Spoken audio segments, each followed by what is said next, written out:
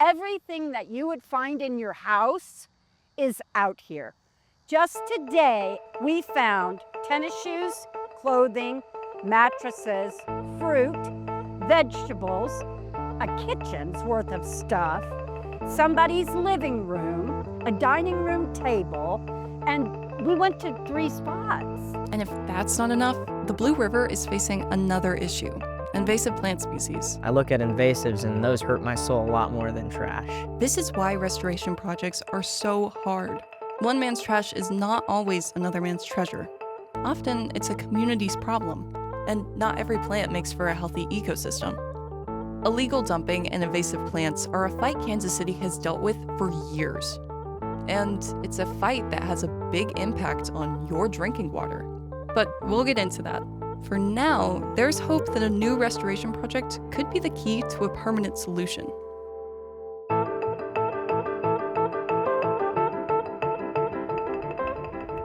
So did you think I was exaggerating when I told you what we were going to see? No? Okay, but it's just when you see it in person, it's very shocking. Honestly, yeah. For over 35 years, volunteers like Vicky have dedicated themselves to cleaning up the Blue River. Just this year, they pulled over 800 tires from the river and its banks. A month later, they pulled another 1,000 tires. What you're looking at now isn't the before part of the cleanup. It's the after. Within 2 months, the problem was back with even more tires, hundreds more. As we got closer and you were able to see over the hill, your face totally changed. And you saw physically, tangibly, and emotionally what this is all about. And for Vicky, it's just another day in the office. I look at the tires. I go through the dump that was there and it's not there anymore.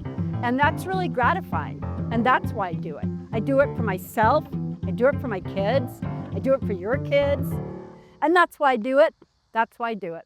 The newest dream for the Blue River is a restoration project. It's a massive collaborative effort made possible by a $5 million federal grant from the Missouri Department of Natural Resources through the American Rescue Plan Act of 2021. The best way to explain this restoration project is to break it into two, because that's what they're actually doing.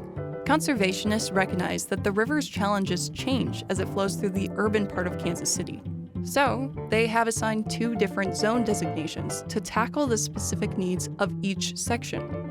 Needs that range from water quality concerns to invasive plants and illegal dumping. Let's start with the North Zone, the middle and lower parts of the Blue River, starting around Swope Park and continuing north. So we are gearing up to do restoration work along the Blue River from 23rd to 53rd Street. So we are conducting assessments along that entire corridor. Historically, a lot of trash tends to end up in areas illegal dumpers think are hidden or less likely to cause alarm, such as rural or under-resourced areas with less surveillance and infrastructure. There's just not people visiting that site. It's hard to get to. It's hard to find. Where we are in this particular part of the city, in this corridor along the Blue River, you do find more illegal dumping. In the areas that are closer to the trail where people are, walking, biking, and there's more activity, you don't see it as much. Do you know what the broken window theory is? It's a concept used in criminology. If a building has a broken window that no one bothers to fix, it can give the impression that no one cares. Soon, this hypothetical building keeps getting broken into, and the entire place falls into disrepair.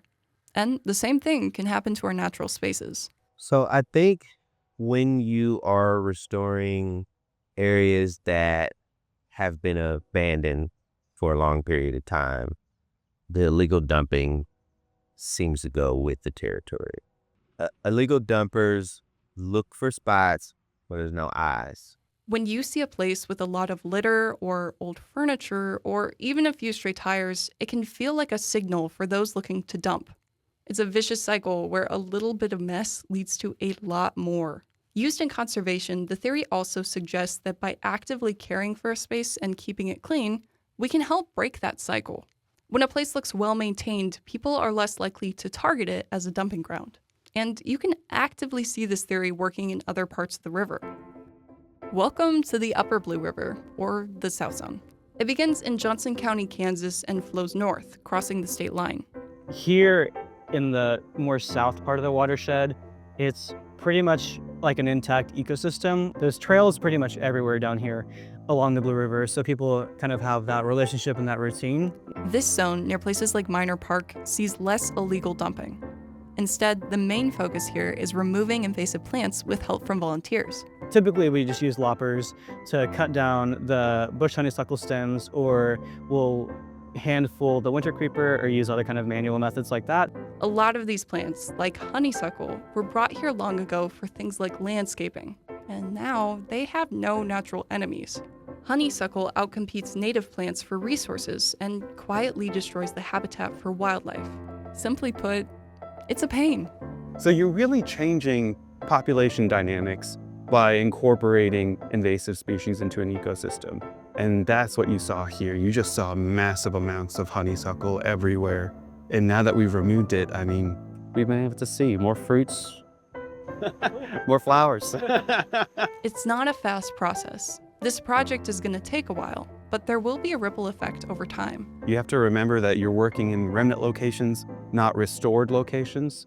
It looks like the payoff would be really high if we could clear it all really fast, but clearing it all really fast is not really the answer. Okay, so remember in the intro where we talk about your drinking water? The water in the Blue River eventually flows into the Missouri River, which supplies our drinking water. Restoring the land around the river helps with flood control, reduces erosion, and improves water quality for everyone. It also creates a healthier home for wildlife and offers more opportunities for people to enjoy nature through walking, biking, and fishing. And then by the time you're in the next season, all of a sudden summer comes around again because you're still working there because it's a long process. But that area that you just cleared behind you all of a sudden has a bunch of diversity, a bunch of colors. It's about making sure our natural spaces are taken care of, because they take care of us.